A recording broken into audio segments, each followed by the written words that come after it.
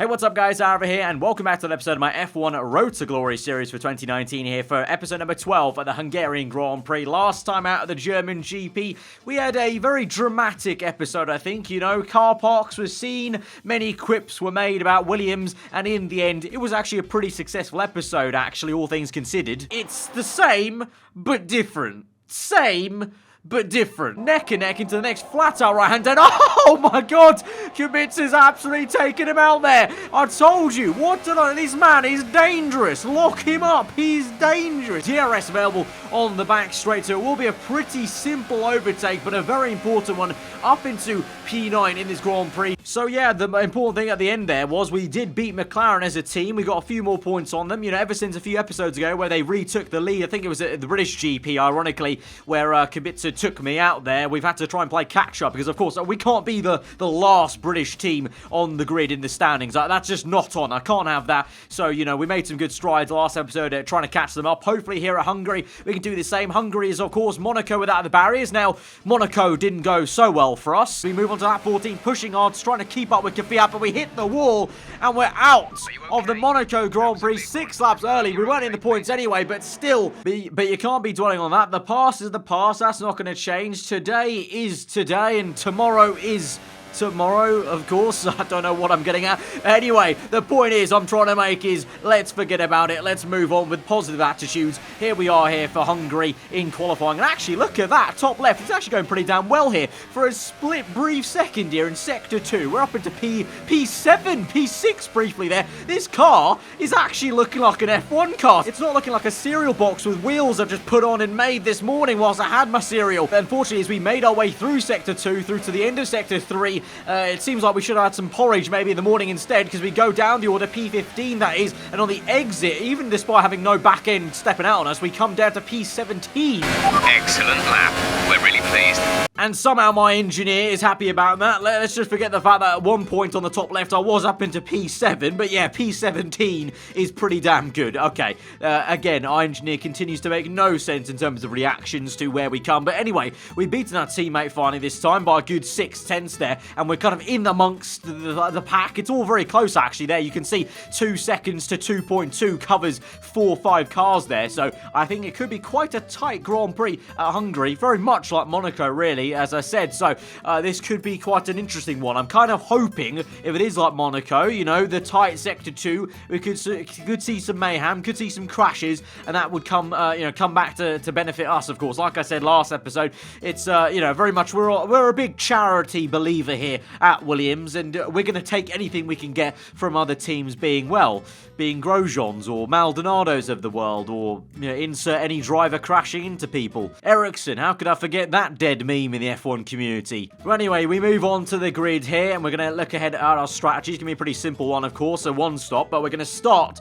on the ultra soft tyre. You know, want to be the fastest we can be, especially like a circuit like this. Track position is everything and is key, so we'll start on that softest compound, then go to the slow one, and just basically, I can't lie, probably just train a whole lot of cars home for some points, maybe. That's the hope, but you never know. On this year's F1 game, the Hungarian Grand Prix has been a very erratic one, so with a bit of luck, a few DNFs and chaos, we could even, you know, try and, you know, be hopeful of a top 5 finish, maybe.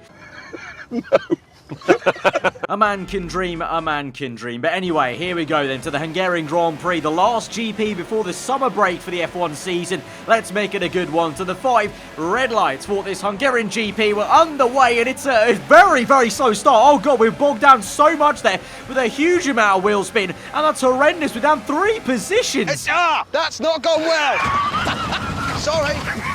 Sorry, that's gone badly wrong. That's really not gone well, and so we're going to have to try and maybe dive bomb to get those positions back then. Oh my word, Ricciardo's got the right idea. He's just dive bombed from P20, I think that was, up into P10. That was a 10-car dive bomb by Rick Bobby. I know he's good at the dive bombs, but that was ridiculous there. And so I should have taken inspiration from him as we try and go around the outside now of the Alfa Romeo racing car of Giovinazzi down the inside, taking a lot of curb, I will admit, but we make it work and squeeze him out. Oh, I took the Kubica tactic tactic there from the German GP and just squeeze him out completely there. My bad, Giovinazzi, but got a load from my teammate. You know, in the debrief, Kubica just told me, you know what, mate, if you just hit them with the right angle, they go sending off, and that's how you make the overtake. Boom, done. And so now we dive down the inside of Kvyat there. That was a very nice sequence of the uphill corner on him, switching from the left to the right. I tried my best to get Ricciardo. Couldn't quite work out there, so in the end we're stuck behind the Renault now. But all in all, okay start there after that initially horrendous one. But look at this replay then. Ricciardo with the most horrendous, horrific and dirty dive bomb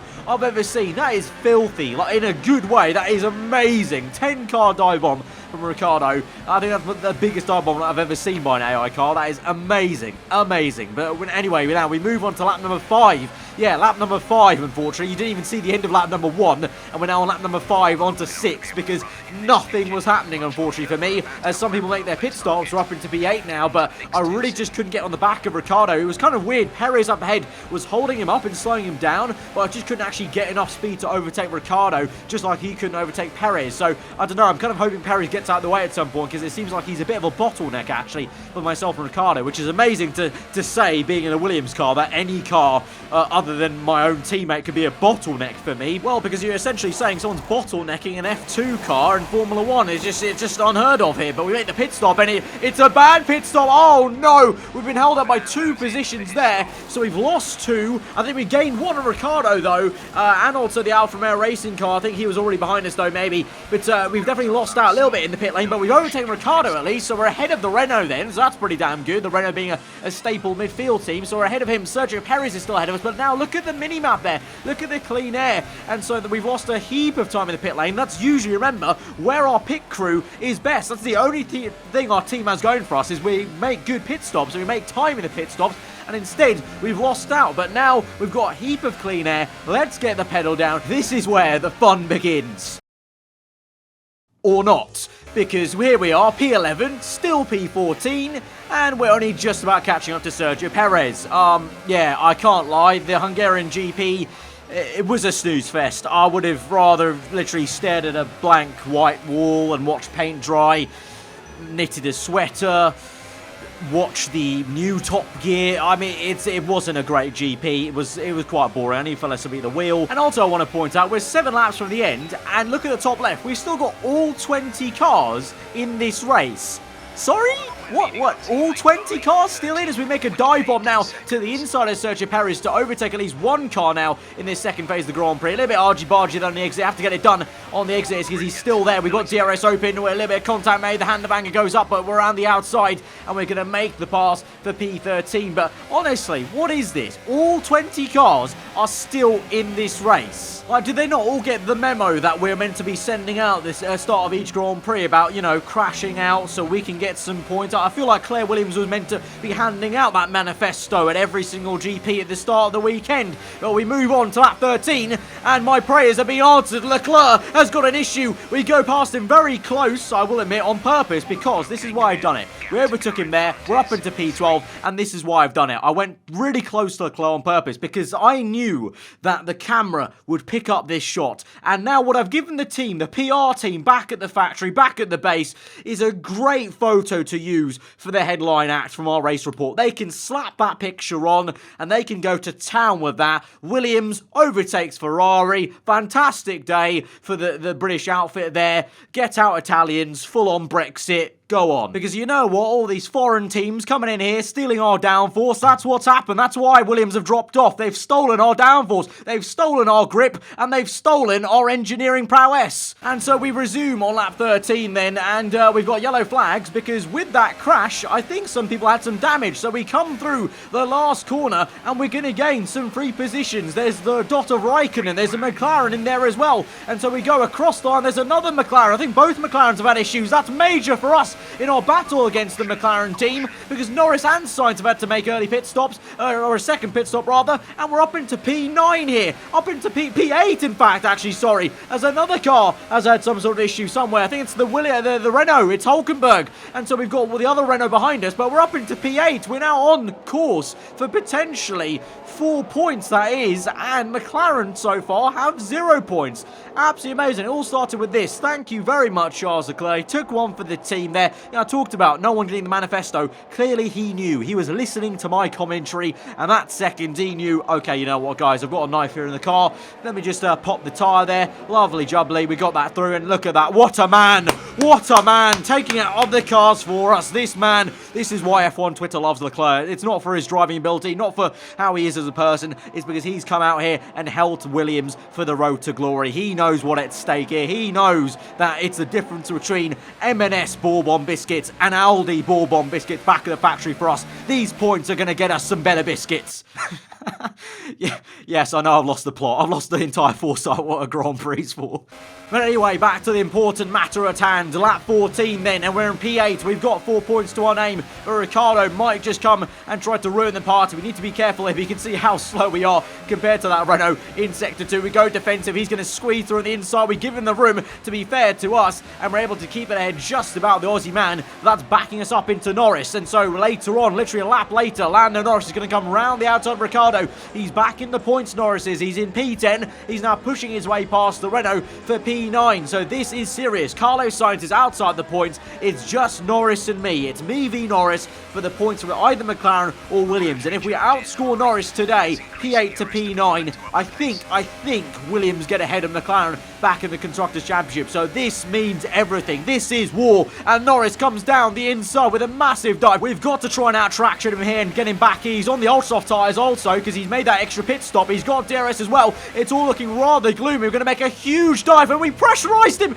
into a mistake. Yes, the wild dive bomb has worked. He saw us in the mirrors. He saw a can of toothpaste coming at him like a missile, and he locked up out of pressure. Here we go. Lap 17, the second last lap of the Grand Prix. Again, Norris comes knocking to the inside. We just about jostle for position, plant the car in the right point of the brake zone to stop him going side by side with us this time, and we live to fight another day. And that day is here. That day is now. Last lap of the Grand Prix, lap 18 here for the Hungarian Grand Prix. The difference between second last place and third last place in the Constructors is at stake here. Down the inside, we have to go to try and re-overtake Norris. We do so. We push him wide as well, and it's wide enough where he's had a calamity of an exit there, and the Renault might just come through. He might save us. Ricciardo earlier was attacking us. He now might be trying to help us out here as he goes round the outside inadvertently. He's going to try and push out Norris and save us from grace, and the Toro Rosso is also there. He might come knocking. Norris is going real slow, and the Toro Rosso is round. It's a fantastic overtake for the Toro Rosso,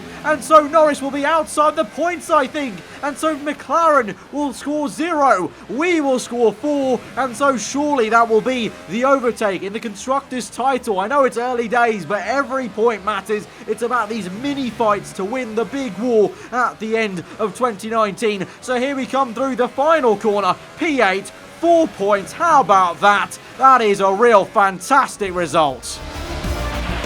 Okay, good job, mate. Really well done. That was a fantastic drive. And for once, my engineer actually has a sane reaction to the result. Thank you very much, Jeff. Finally, I think starting to click. I feel like we're on the same page this episode. He's actually agreeing with me. He's actually giving me confidence in the way he's reacting to what I've just done. Good day today. Tell us about it from your perspective. You gained a lot of positions during the race, didn't you? I did indeed, Claire, I did indeed, but none of these answers are correct. The only reason we gained positions was because of crashes, to be honest, but yeah, let's say the car was light and nimble. That's the real reason we gained the positions. You really looked in control of your car out there. Your team must be thrilled. Really, Claire, I don't know what race you were watching, but many times I was opposite lock. I was trying to wrestle that car around in a straight line, but yeah, we had it in control. Yeah, I don't think you're watching the same race, Claire. The weather was miserable today, but do you feel this was an advantage for you? The weather was miserable today. The weather was miserable today. The weather was miserable today. Yeah, the weather was okay, yeah, that confirms it, Claire. You weren't watching the same race. You were watching like last year's Hungarian Grand Prix or something like that, because that was definitely not a miserable day. That was a pretty nice sunny day. Do you have any comments about the collisions? Well, what can I say about the collisions? I mean, our car could literally implode at any moment, so I'm really scared every time I step into the car, you know. I think a small draft of air could blow the car over, so I'm always worried about it. Great. Well, that's everything. But stupid interview questions aside, there we go, P8, and that is 4 points. And for the Drivers' Championship, that will also mean we do step up a little bit there, overtaking Romain Grosjean, the likes of Kvyat and Carlos Sainz. So very good news, we're nearly in the top 10, which is quite something for a Williams driver. Constructors, though, we're ahead of McLaren, and now we can maybe set our sights on our new target, Toro Rosso. We're ahead of them as well earlier on in the season, before we had that calamity at the British GP and a series of bad races. So I think we're going to aim for them. Obviously, McLaren are going to come back at us, no doubt, but we've got to aim positive. We've got to look ahead of us, and our next target has got to be the Toro Rosso Honda lot. At the end of that episode, then, we get 600 extra resource points for finishing 13th or above, so still going high with the targets there. We haven't even set a contract target ever of points or above. It's always like 13th or 18th or above, but either way, I'm not going to argue because we get more R&D points, and we actually sign a brand new contract there, which is going to see us have some more simultaneous development, fast upgrade speeds, and also some good race bonus points there. So very, very happy about that, and all in all, a very good episode, because now we can purchase some more R&D upgrades. I couldn't actually afford any majors here at this point of the season. I didn't actually want to be fair, because the Williams R&D tree is very weird. If you buy the major upgrades at the end there, you actually get boxed in, so I need to develop this drag reduction to get the rest of the tree, basically, for the aerodynamics for Williams. So I don't think our car has an issue with drag, but maybe this means with drag reduction, we can run higher wings and still be okay in a straight line, perhaps. So that's the compromise kind of way to think about it. And also, again, trying to work on that weight redistribution, because our car still just has the grace of like an otter on land, just not very good. Having said that, I can't slag the car off too much this episode, because it still brought it home. It's all brought home some 4 championship points. So guys, if you did enjoy that episode, be sure to smash that like button. Let me know what you thought in the comments below. If you aren't around here, subscribe for weekly full-on content. I've been aarava. Hope you enjoyed today, and I'll see you guys next time. Goodbye.